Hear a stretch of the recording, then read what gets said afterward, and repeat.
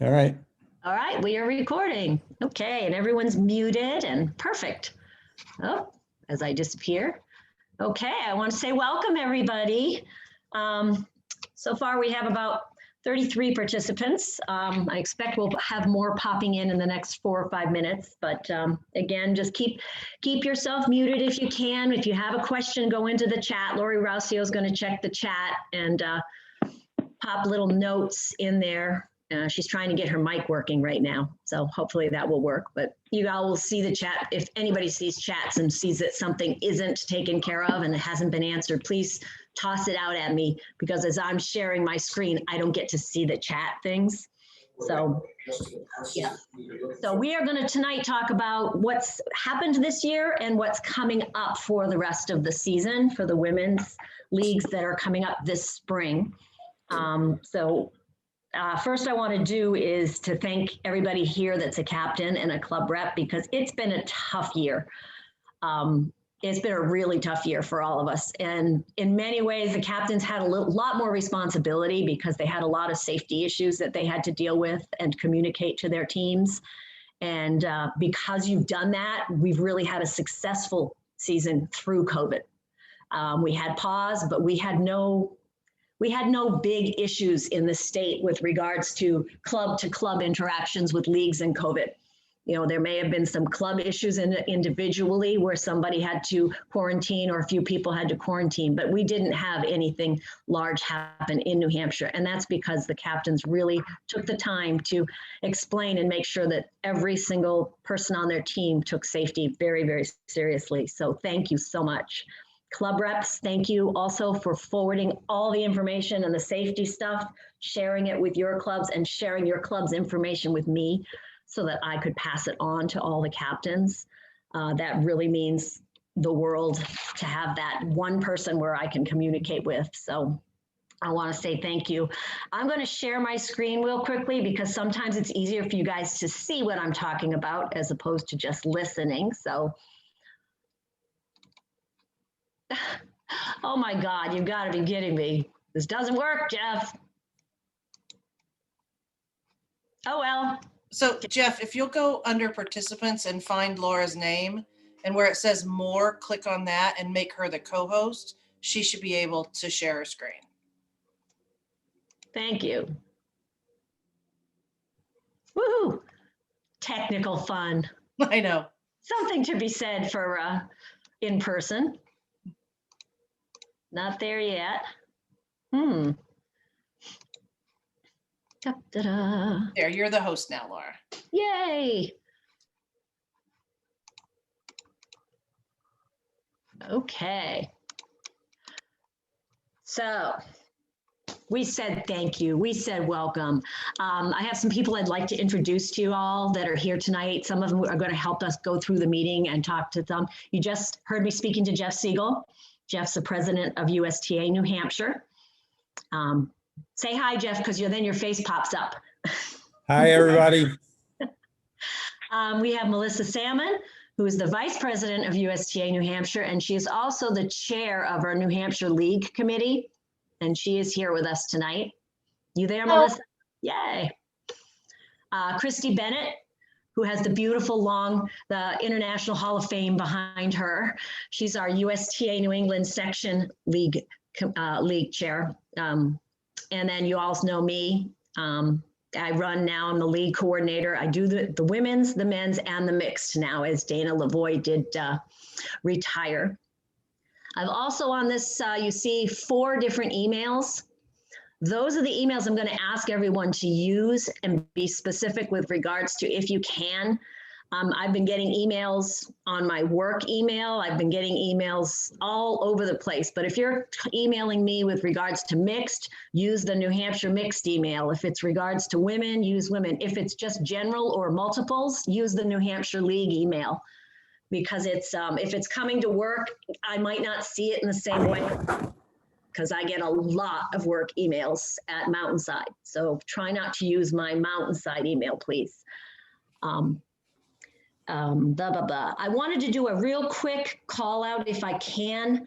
And this is going to be, it's tough to do, but if you're a club rep, can you pop your name and can you just say what club you're in the chat so that I'm not going to have everyone unmute and answer, but just say if you're a club rep or you're representing a club tonight for a club rep, could you put your club in the chat so I can keep track of what clubs were actually here this evening?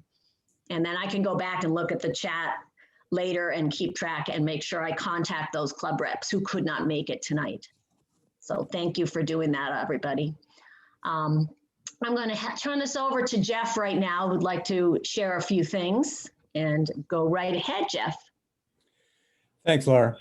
I want to welcome the captains. I wasn't planning to stay on for the entire meeting, but I did want to pass on some thanks from the board. It really is a team effort to bring you league tennis in New Hampshire. But make no mistake about it, without captains, we wouldn't be here. The USTA New Hampshire board really does thank you for your willingness to take on this task. You're shouldering a lot of responsibility. I've been a captain, I am a captain. I know some of the not so pleasant things about it, and I know a lot of the pleasant things about it. You're really very, very, very valuable to us. And we just want you to get all the support you need to make league tennis successful. And if you're not, you got to let one of us know. We're here to see that this is a great time for all of you. If you're not aware, New Hampshire really is a standout in New England when it comes to league tennis participation. And quite honestly, we know that it's our captains, and you know, there are a lot of moving parts to league tennis, and everybody's got to do their part, but you're shouldering so much of the responsibility. We just wouldn't be where we are without you. That's really all I wanted to say. I'll keep recording this and keep checking back, and then I will somehow pass that recording on to you. Thank you, Jeff. Okay. Thank you. So part of what we wanted everyone to know is there is a New Hampshire board. You can see on the screen, we have Jeff and Melissa, who are both here, Sue Kunkel, who's on this call, Natasha Grotz, Bruce Liebig, Sue Vitko, Nick Wagner, and Adam Hirschan are our new board effective this month. There's actually a board meeting, I believe, an organizational meeting next Wednesday evening via Zoom.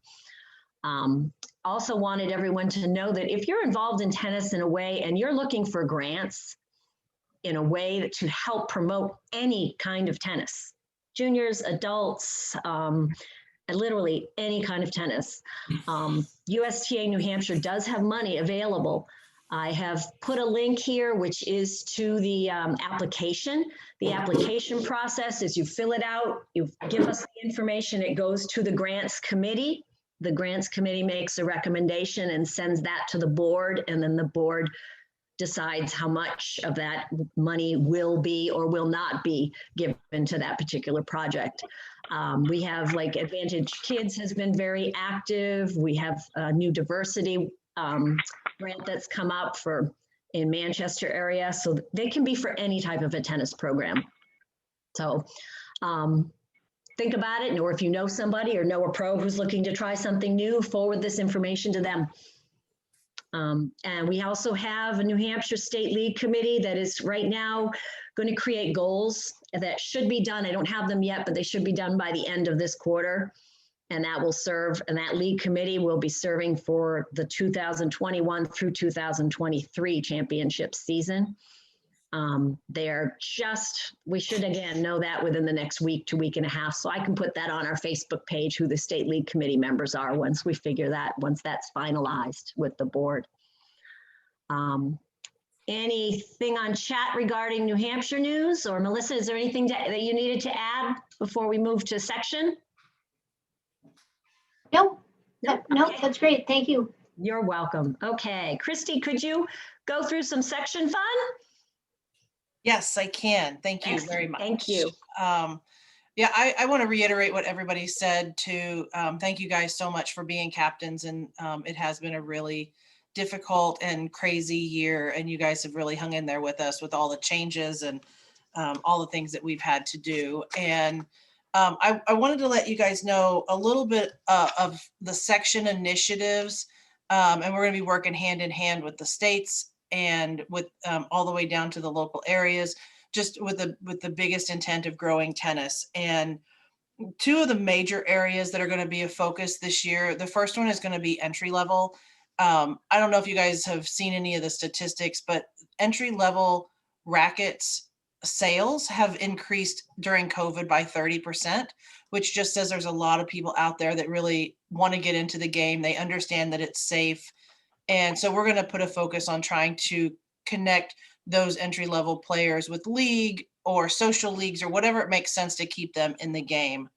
And the other one is volunteer recruitment and engagement.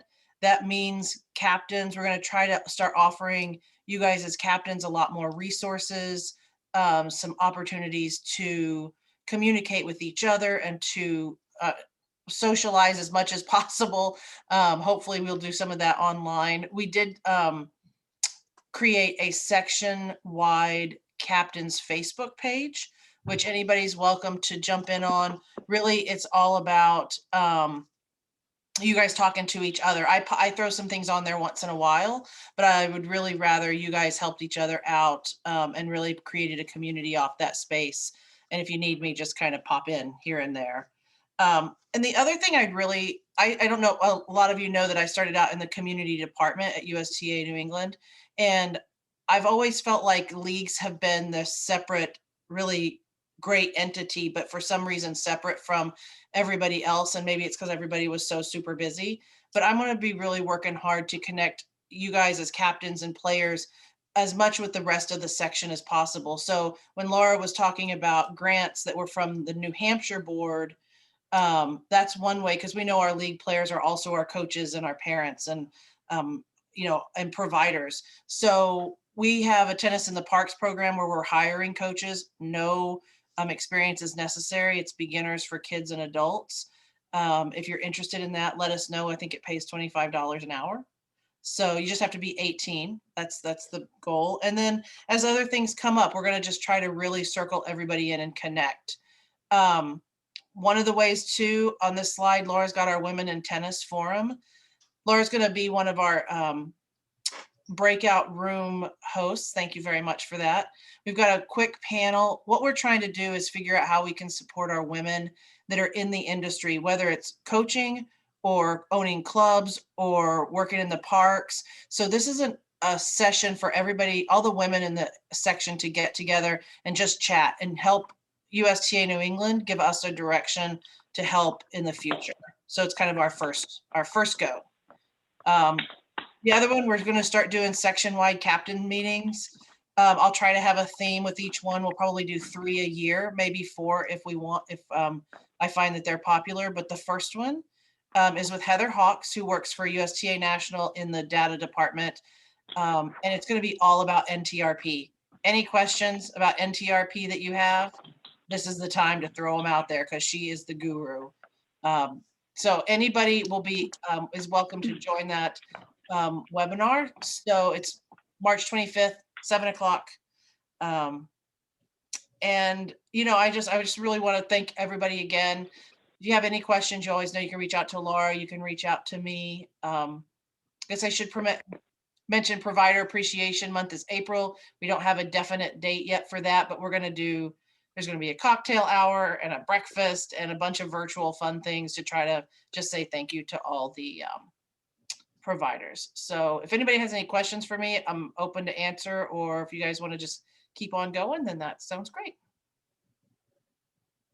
Any questions in the chat there? No. I will say personally, I have listened to Heather Hawks twice now, once in person down in Orlando and once on a webinar. If you don't understand NTRP, she is amazing at just explaining it in a way that brings it right down, and all of a sudden it's like little light bulb moments constantly.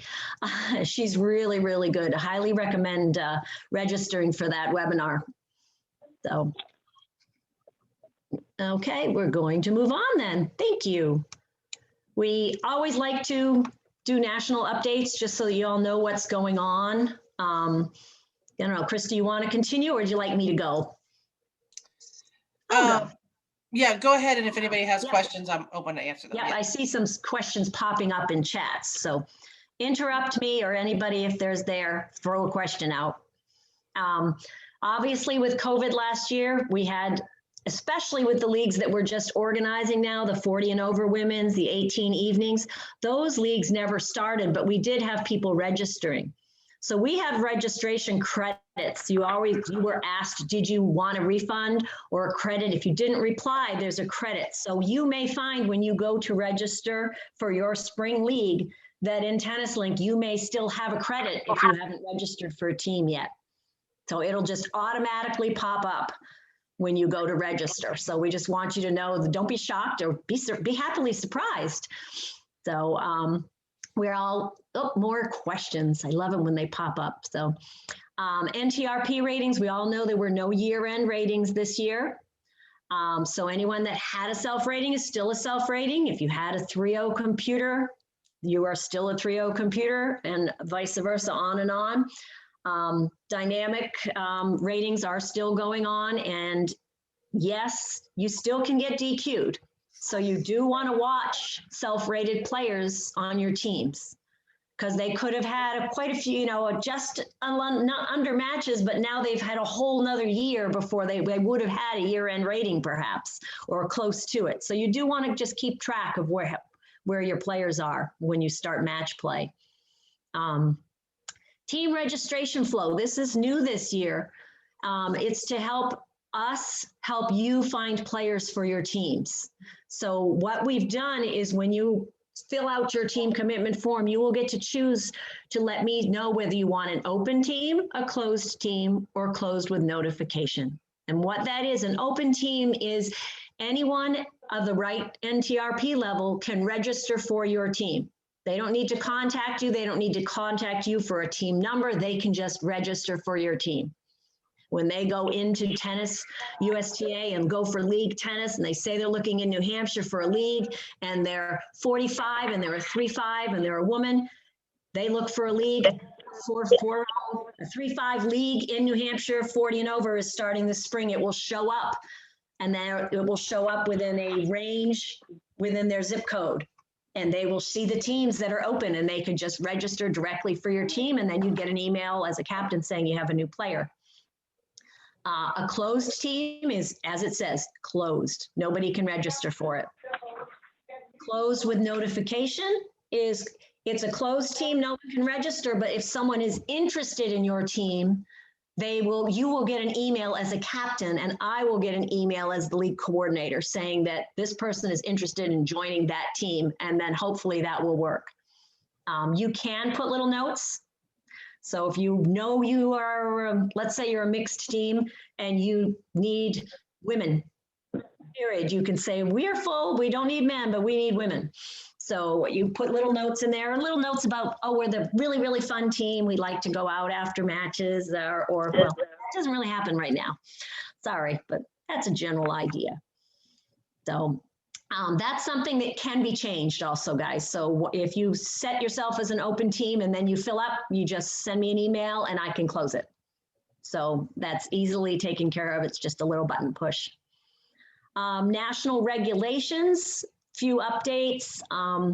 The plus leagues have been removed this year. So I'm not sure if everyone knew what a plus league was, but a 4-5 plus league allowed a couple 5-0 players to play on any team. National has removed that option this year.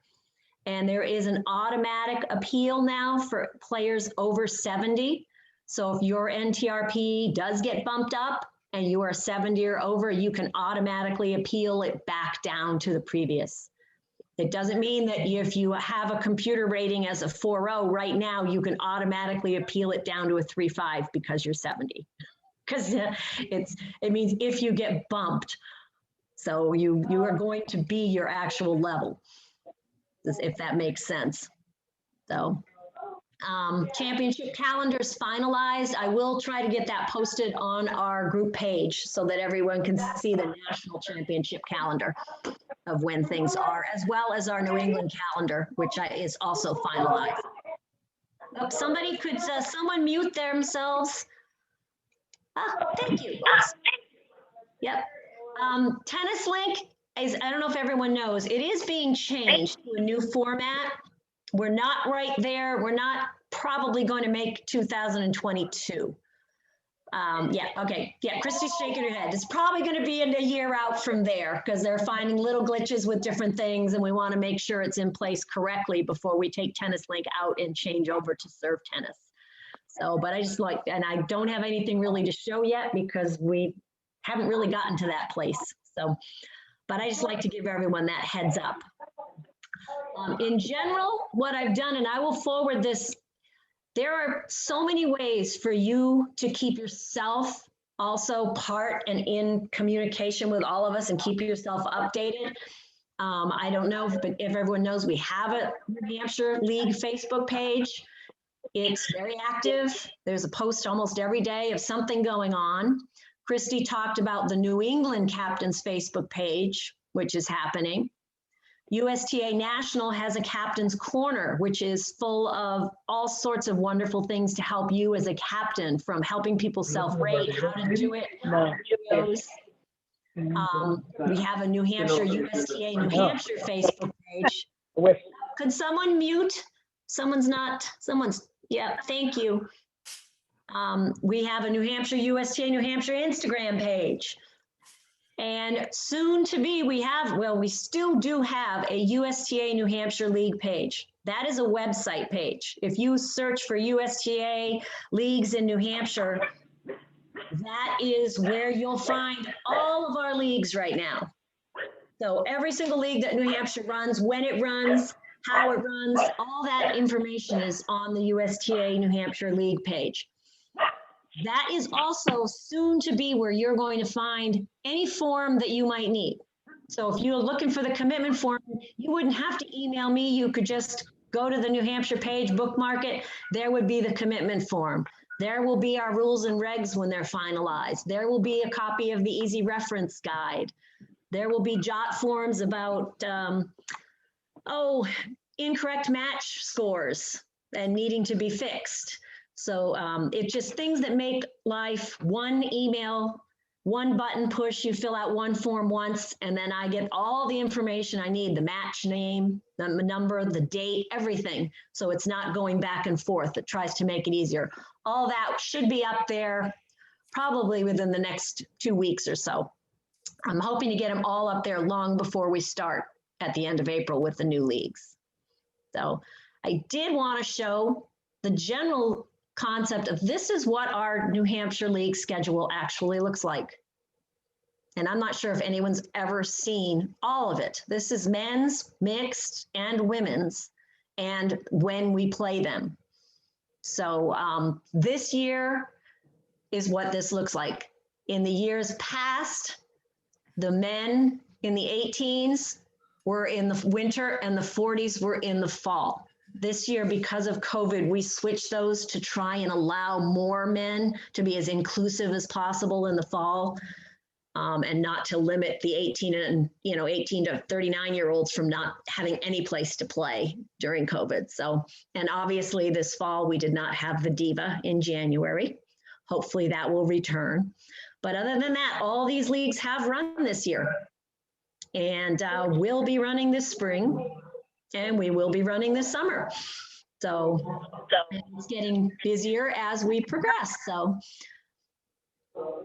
and we do have some blank spots in here. So we're always open to ideas. If anyone has ideas of new ways to run leagues or new ways to put people on the court. So next, this is probably the biggest thing that we need to go through. And most of you have probably been playing league to some extent. We have COVID. It's here. It's going to be here for a while. So USTA New England put together player guidelines and safety guidelines, which every single player that plays league has to sign off on.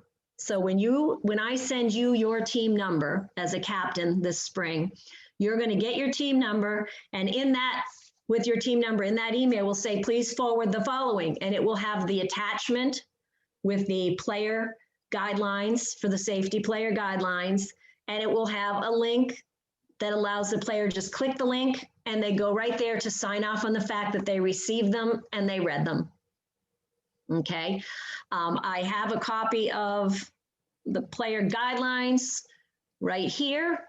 If you can all see that right now, they're very, very simple in the sense that they're common sense guidelines. We've been living with this for almost a year now. I was thinking that today. March 21st, my club closed down last year. So in 3 weeks, we literally shut the doors for 3 months. So we've been living with this for quite a while. The basic is that state guidelines, CDC guidelines, and your club guidelines all have to be followed. Some clubs have different guidelines. So that's very key for the captains to contact the clubs. And that's the most important part. Every club some clubs are going to take your temp, ask you health questions. Some just have you sign off on a waiver in advance and then take your temp when you get there. So that's all basic. From there, almost every single club, you're going to wear a mask into the facility.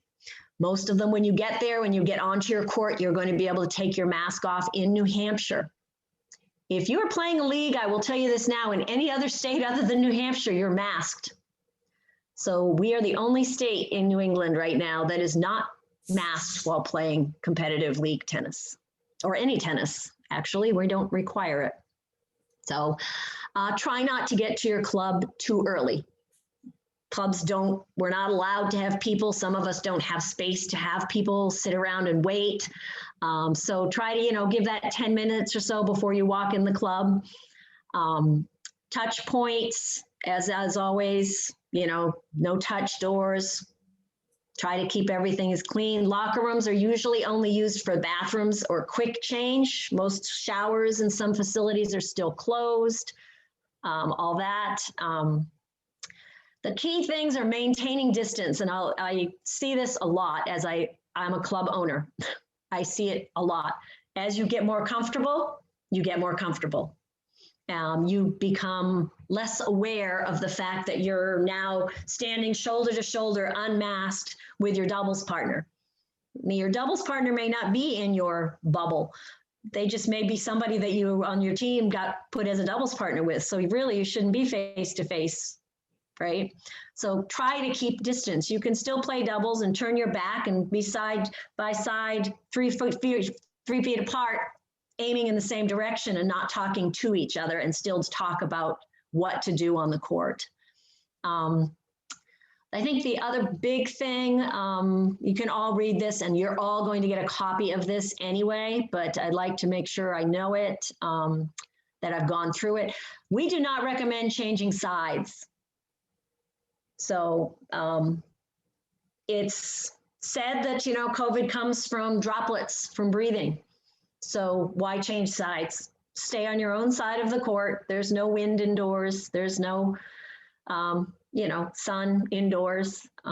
Outdoors, you can change sides. You've got way more airflow than inside, and you do have the sun and the wind. But outside is totally different from in. So blah, blah, blah. That's about all I can see here that's really big. Almost every club has sanitizer at the door, on the courts, possibly one-way entrance, one-way exits. The key thing is once you get this with your team number, make sure that your players know that they have to sign off on it, because I will be having to check names and make sure every player has signed this waiver. And I'll be reaching out to you as a captain to help me catch people who haven't done this yet. Okay. And then keep it with you at the front of your mind. Always just know this is the way it is right now. It's won't be here forever, but right now it's very, very important that we continue this. Every single club by the way, also has to sign a waiver that for their facility, which follows these exact same guidelines, saying the club understands the guidelines, the club will abide by playing under the New England safety guidelines. So I'm going to switch back here. So we have a few clubs that have not signed any guideline yet. They have not signed the waiver. I'm going to be contacting them, and I'm hoping that this spring that we can get some of those clubs participating again, especially since our spring leagues, some of them can be outdoors, and some of these clubs have some outdoor courts. So, but I just don't know that answer yet. But the clubs do have to sign a waiver just as the player does sign the waiver. You as a player only have to sign the waiver once. So if you played this fall, you do not have to sign it this spring. You've already done it. So again, captains, that's the responsibility of communicating this all to your players. You know, just like you confirm the match, or when you confirm the match with your opposing team 4 or 5 days in advance, ask and make sure you know if and what the club has for guidelines so that your players aren't walking in blind. I know an example is HSB.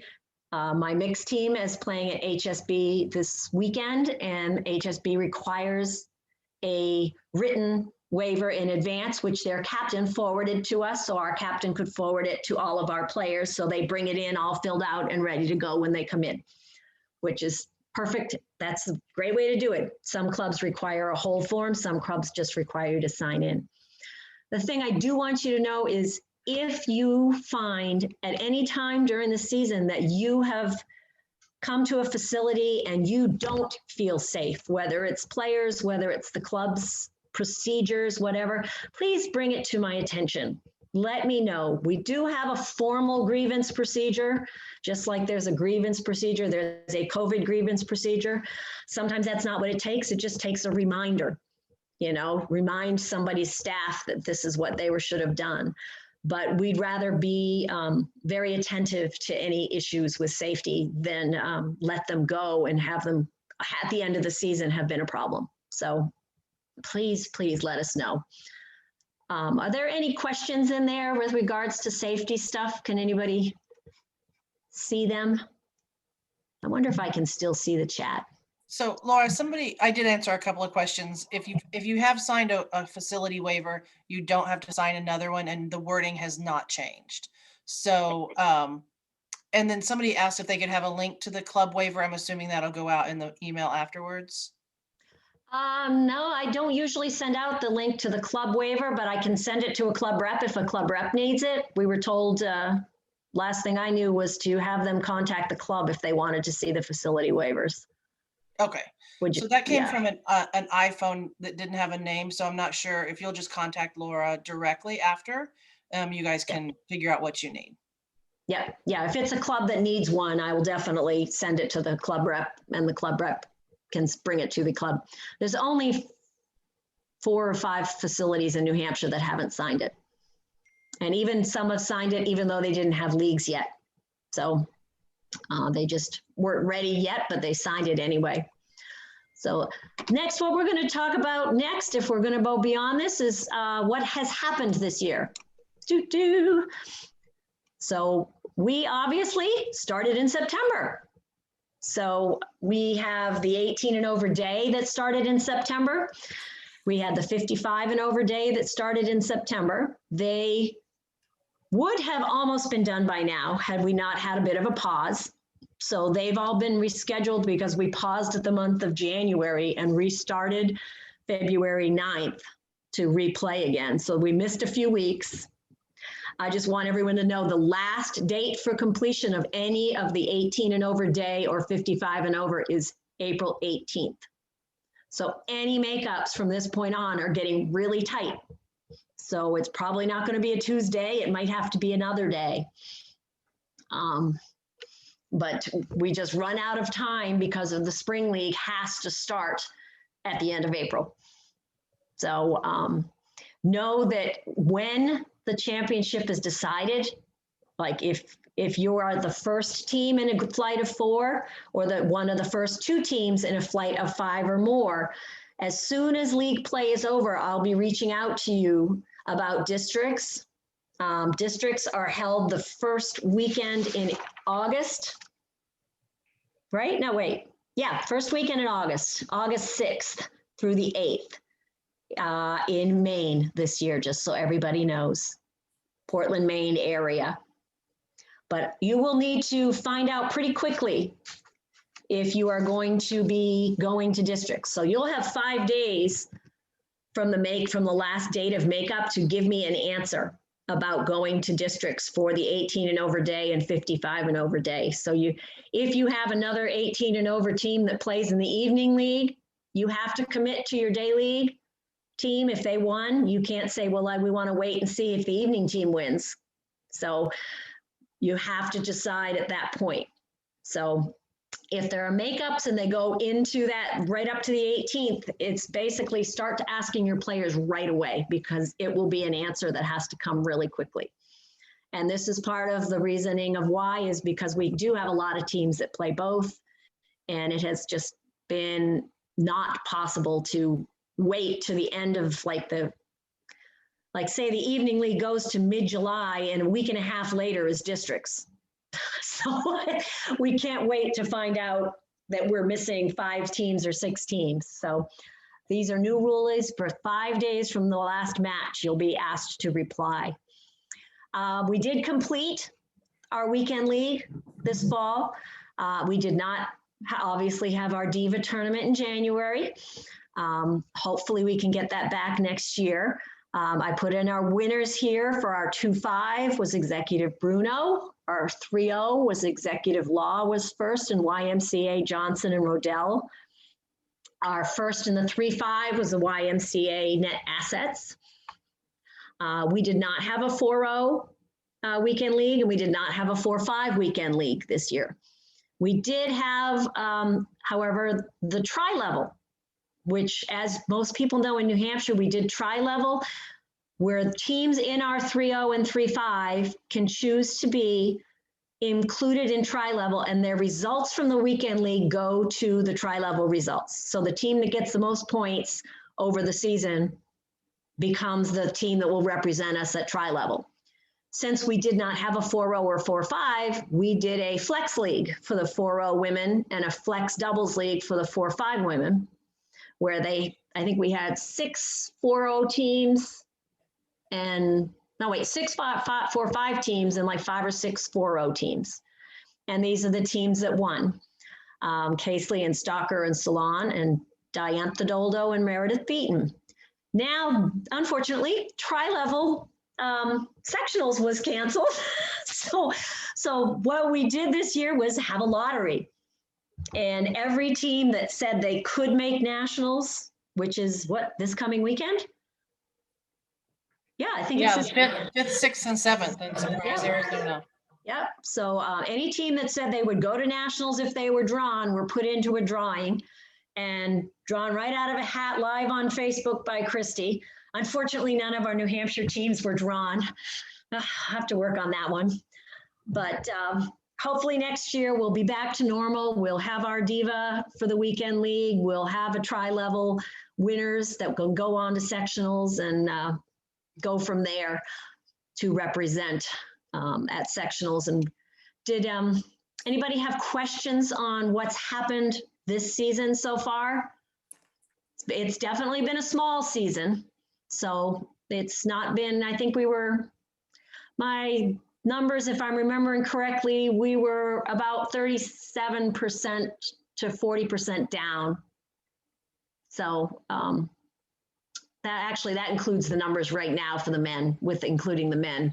The women's leagues were 50 some odd percent down, now that I'm thinking about it, for the fall. So were there any chat questions on the day league that's currently playing? No? Then it's organization time. Next. Okay, this is what's happening this spring. We have our women's evening league, which is 1 singles, 3 doubles still. The matches are played evenings, Tuesday, Wednesday, and Thursday nights. We did switch this 2 years ago, so the Tuesdays play 2-5 level.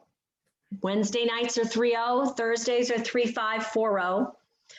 A reminder that for these leagues, if you're organizing, these teams play every single week, and matches are an hour and a half, not 2 hours for the evening league. Thus, if you have a court and you play your matches at 6:30, you can only have 2 teams. One would be home, one away. So you could have 6:30 to 8 and 8 to 9:30.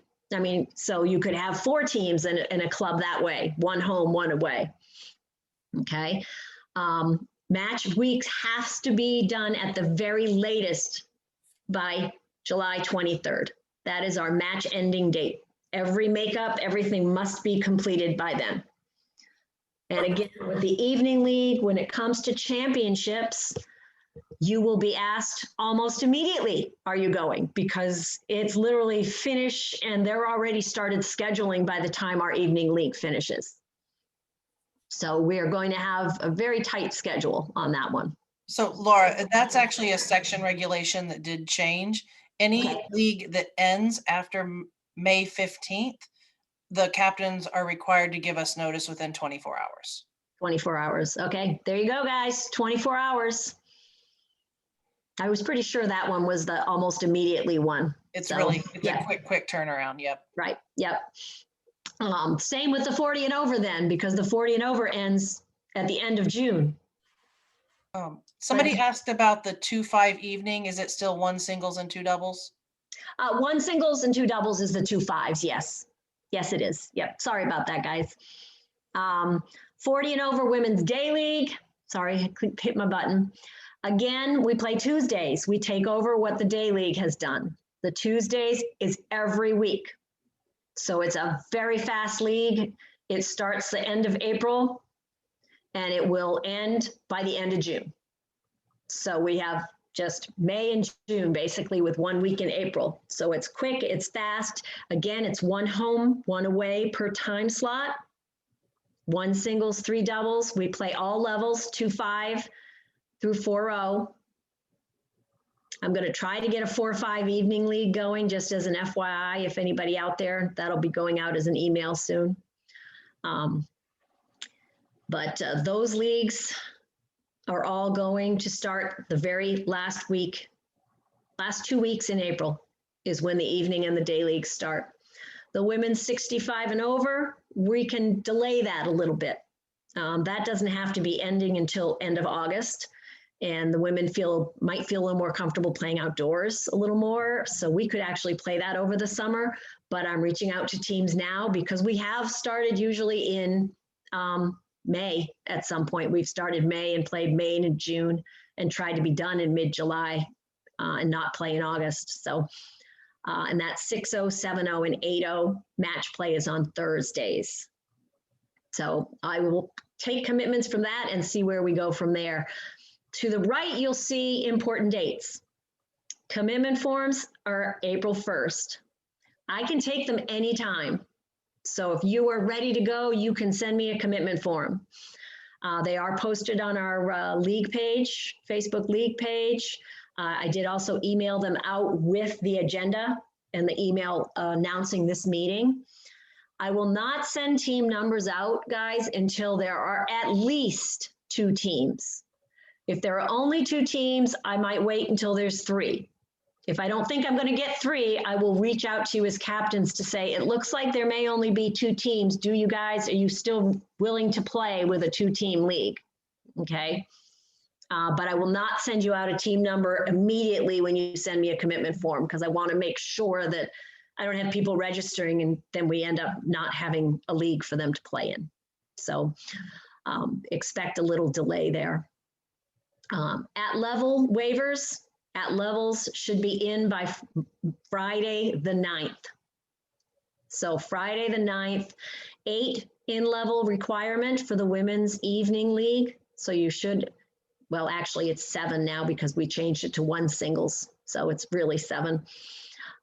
7 for the 40 and over, 5 for the 2-5 levels. So you need 5 2-5s. So, And the 65 and overs, you just need 6 players that make teams that equal, that would be able to play 6-0, 7-0, or 8-0. So 6 players that make 3 valid teams. So I will schedule the weekend of the 11th and 12th and hopefully get everything done and published the week of the 13th through the 15th. The 40 and overs will start the Tuesday, the 20th.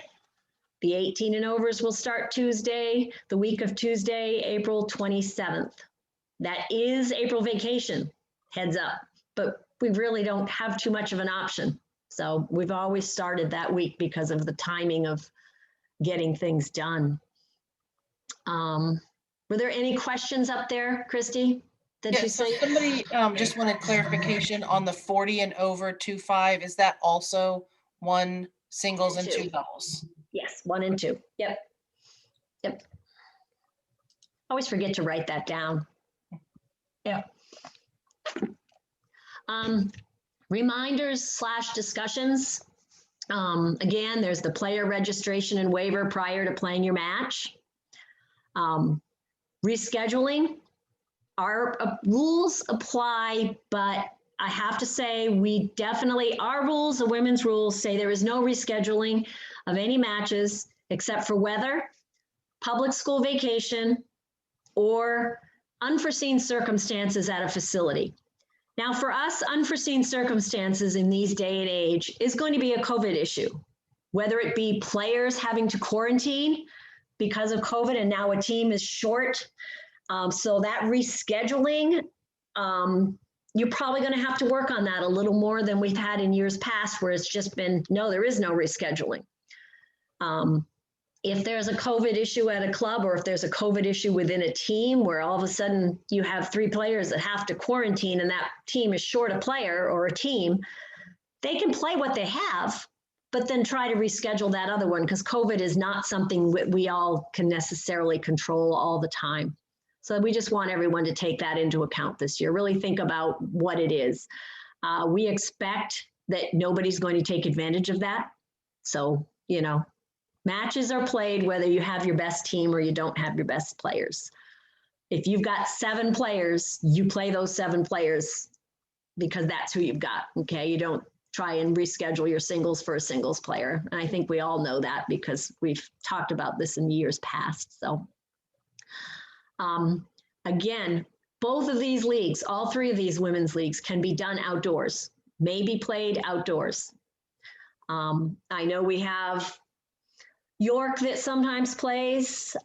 They can play outside, and very often what happens is the beginning of the season, their courts aren't ready, so they ask for away matches to start.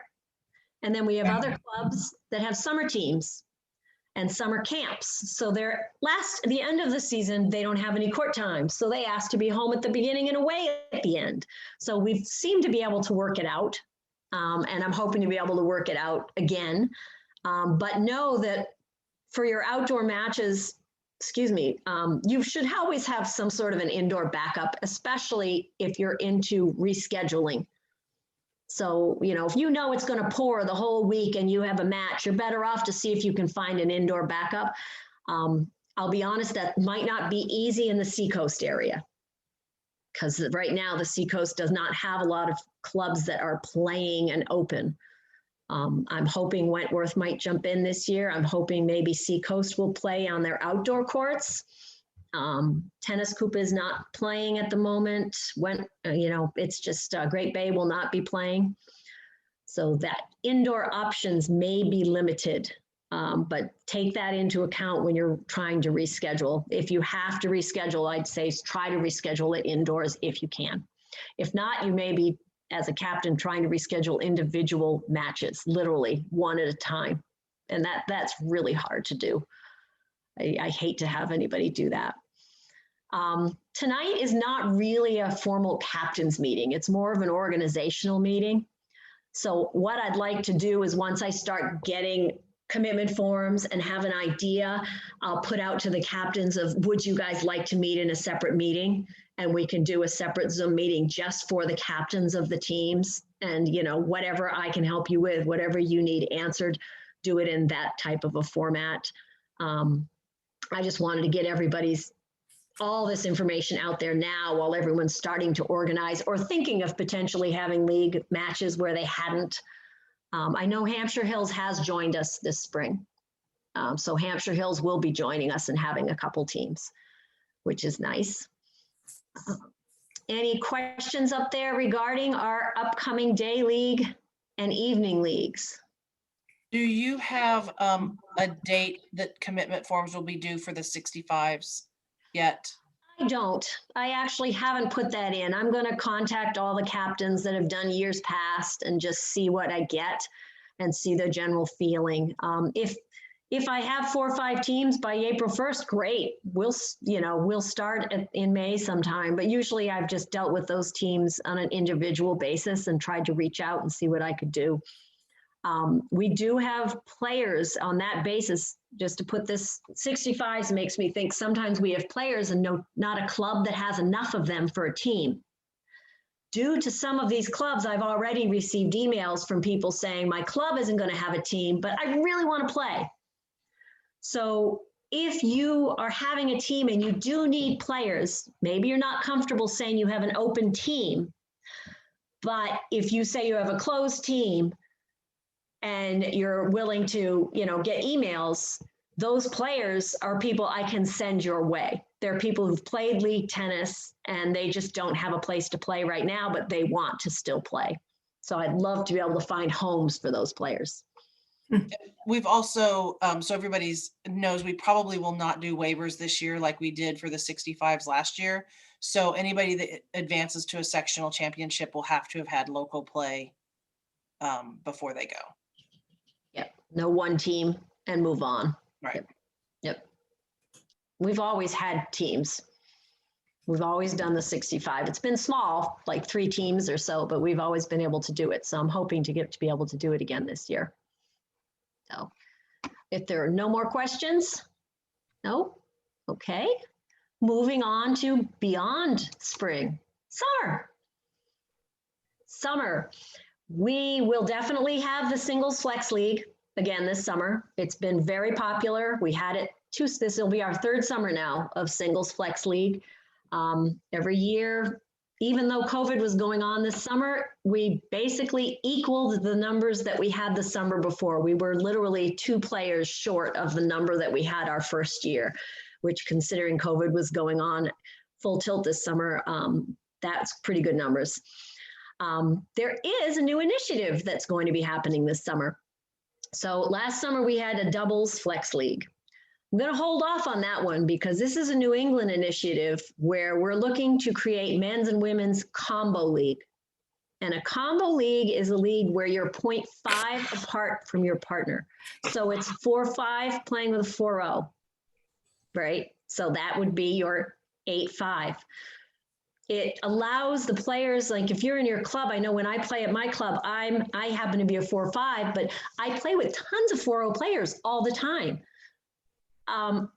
It would be really fun for me to be able to actually compete with them as partners, because that's what I do all the time anyway. So that's what this is about. And this is New England wide. So every state is going to be creating combo leagues this summer.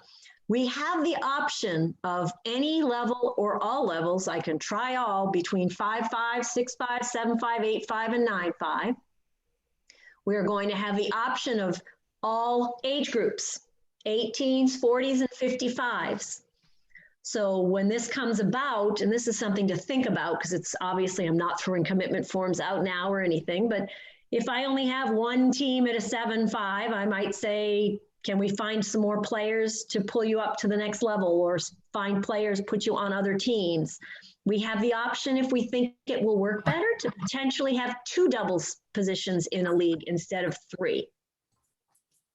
So that's an option. Do we want to have only 2 or do we have 3? And these are things I might throw out as concepts as we organize here. It is a non-advancing league, but we might be able to find a way to do something section-wide in September, and that's the hope that come September, we'd be able to have like a sectional for combo. That's the hope. So it won't count for NTRP, and it would just be this summer. So we would be in July and August and over by the middle of September. So I think it would be really fun. It's great entry level wise. It's a great way to introduce 2-5 players because they'll get to play with a 3-0 player who's maybe a little bit more comfortable with competitive play and can introduce them in that entry level. But it's also great for the higher levels because you get to play with different partners. So I'm excited about this one. I think it's going to be fun. Anybody have questions on summer or? So there was a question about combo, that is it single gender or mixed? We're going to start out this summer with single gender. And we're working for critical mass. We're going to do our best to get as many people involved. If it grows organically in the future and local areas want to do combo mixed, we're not opposed to that. We're just trying to keep our product this summer fairly narrow so that we can introduce it and get people kind of, playing it. And then as the demand for it grows in other ways, then we'll expand a little bit. That's pretty good. Yeah, It's my doesn't this sound favorite fun? season. I love combo so much. It's played in the South a lot, one of their more popular leagues. So it'll be kind of fun to see what we can do with it here in New England. Oh, yeah. Okay. My gosh. Last but never least, these are thoughts, questions, options, discussions, question and answer. Anything that you guys have, these are things that I would love, and Melissa Salmon had asked me to ask you some of these questions too, as the league chair for New Hampshire, do you have COVID concerns that we need to know about or things that you've thought about? As you look at, and these don't have to be now, you don't need to discuss these now. I'm going to stop presenting so I can go back and actually talk to you if you'd like to talk about any of these things. But, if you look at our schedule, once you receive this and you see things and you have ideas, what are your thoughts about this New Hampshire schedule? I've already had somebody comment on a league page saying that the women's leagues in particular are extremely president, blah, blah, blah, blah, you know what I mean? They're against working women. There you go. That pretty much everything is for daytime. My response was, well, we have the weekend, but we don't have an evening league in the fall. We don't. We just have a weekend league for someone who's working. Other than that, they're day leagues. We do have the mixed through the winter, but again, we don't really have a women's evening league in the winter. Our only evening league is in the spring. So that's a thought. Someone was saying more evening play for women. Are there rules and regulations that you think are working, aren't working, need to be changed, need to be added, need to be removed? League play options, as I said before, like the Diva, something like the Diva. When you look at that and how popular that format is and how much fun it is that a format that could be put in quarterly at different clubs, something to that effect? The finances of league play. This is a question that's come up this year a little bit from a couple clubs who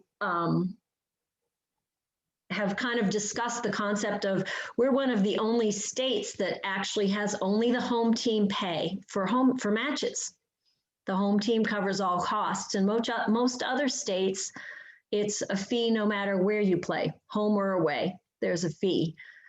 So these are things that, I'd like to have people talk about or ask questions if you have other. I'm going to stop presenting so that we can actually talk and not have to see. What there?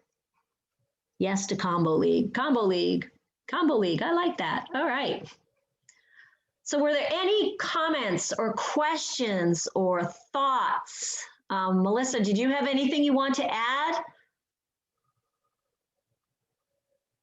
No, I was just looking for feedback from the other people on the call to see if there was anything they wanted me to bring to the league committee to consider. Yep. There is silence. You know, while everybody's thinking, somebody had asked, sorry, excuse me, a question in the chat about Serve Tennis, and is it they're going to be an Android app? And I want to be honest with you guys. They've had so many issues that they didn't know they were going to have on changing this platform over in the tournament space, which are these, you know, little tiny individual, like 1 weekends at a time, that they've really gone back to the drawing board for league, which is why they're talking about pushing it out another year. So I would like to be able to say, yes, they're going to have an Android app, but right now they don't have anything for league. So all things for league are to be determined at some future time. So that's probably not a great answer, but that's the only answer I've got. Any other questions, ladies? I did see your thing, Barb. Just so you know, I will send it to you, the link to the facility waiver, but York has already signed the waiver. They did sign it already, but I will send it to you just so that you can see what it says and make sure everything's copacetic. Our club definitely signed the waiver because I don't think that Lisa, the pro, and I were aware of that. We're happy Wow. with that if they did, so. I will look it up again. I'm pretty sure York was on my list, but I will, Okay. I'll send it to you and I'll let you know at the same time. So. Okay, great. And I had another question that I put in the chat. I'm just wondering if you have any ideas about whether USTA National is actually, are they static or are they dynamic with keeping up with the COVID numbers, which are greatly improving? I mean, are they looking at that or are we stuck in 2020? USTA National? Yeah, or USTA New Hampshire. I mean, what are we basing our approach on now? Are we, you know, trying to be dynamic with the present improving numbers, or are we using old numbers, or what are we basing it on? Each of our local areas is looking at the state and government guidelines. So as the state and government guidelines change, improve, and alter, we can do some different things with league. But right now, all of the consulting we've done with our legal team has said to make sure that you go by state and local guidelines. And then that also, if a club has stricter guidelines, league will have to abide by whatever that club's specific guidelines are. Okay. And I had asked earlier to look at the waiver. I know that I'll wait to see that definitely, but I just wondered if there was any regulation behind the contact tracing stuff, or if it's just good enough to have like the a particular team's captain and say, okay, we had an exposure and you call the captain. Is that good enough? Or that I'll be sending you also as captains. We did put together a procedure this fall when we had some issues. We had a procedure where I would definitely, there's a timing there and the LLC has to be involved to know what's going on. So it's not just going around corners and reaching out to just one captain, because the clubs need to know also. So it can't just go captain to captain, because a club needs to understand that there might have been something that came into their facility so that they can take precautions beyond just that player, because that player could have walked off the court and gone into the fitness center, or, you know what I mean? Sure. So we have that procedure all written out. We did that this fall when we had an issue and we realized, okay, there's way more people that need to know this than we had considered before. So I will make sure that procedure gets to every captain when we send out the rules and the regs and the easy reference and all that. Okay, Yep. thank you. Thanks for thinking ahead. I like it. Anybody else have anything? Any questions? No? Well, what I'm going to do is Jeff's going to obviously come back and have to shut this off. So because I can't shut off the recording. We could end up sending a recording out with 25 minutes of quiet. So we will go from there. And I look forward to it. Talk to your friends, talk to your other clubs, you know, see who's ready to play. Everybody has their own comfort levels right now. Truly, it's like Barb said, you know, it's not static, it's changing every day. It is getting better. There's no question things are getting better. So I know as a club owner myself, I am having to look at guidelines every day and change my procedures at my club constantly because now, wow, you don't need to quarantine from travel if you're 14 days past your shots. Amazingly enough, I have people who are. So now I have to change my waivers and my forms that are signing in so that people are saying they've done that. So it's going to keep changing. So we will definitely try to keep on top of it all, and you guys can help us. And hi, Jeff, you're back. Good, just in time to say thank you and good night to everybody. I've been here the whole time. Oh, you have? Okay. Oh, all right, ladies. I thank you so much. Any questions, please reach out. I'm always here. I'm always on email. I live on my emails. So happy to help however I can. All right. Thank you, Good night, Laura. Thank you, everybody. everyone.